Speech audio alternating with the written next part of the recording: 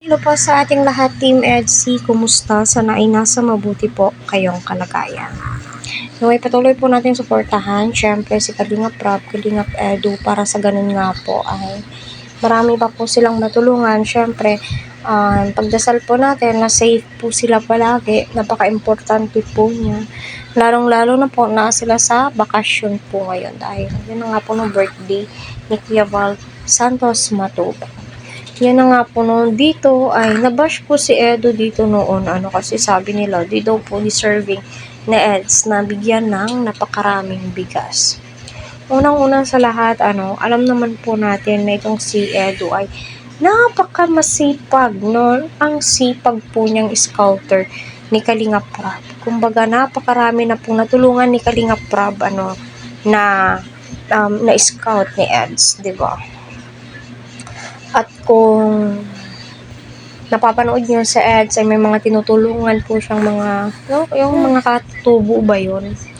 And then, napakalayong bukid, kayang-kaya po niyang puntahan. Na nagmumotor lang siya noon.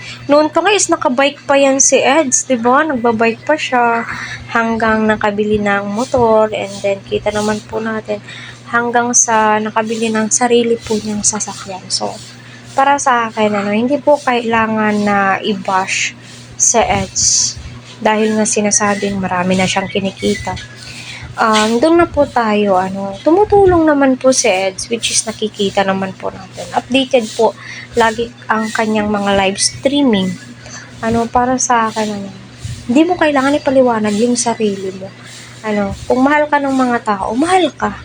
Kung hindi, yan yung mga taong mahilig manghusga at tinitignan yung mga kamalian ng isang tao, which is wala naman po tayong nakikitang mali. So kita mo napakalakas ng bagyo, ulan, kayang-kaya po niyang puntahan.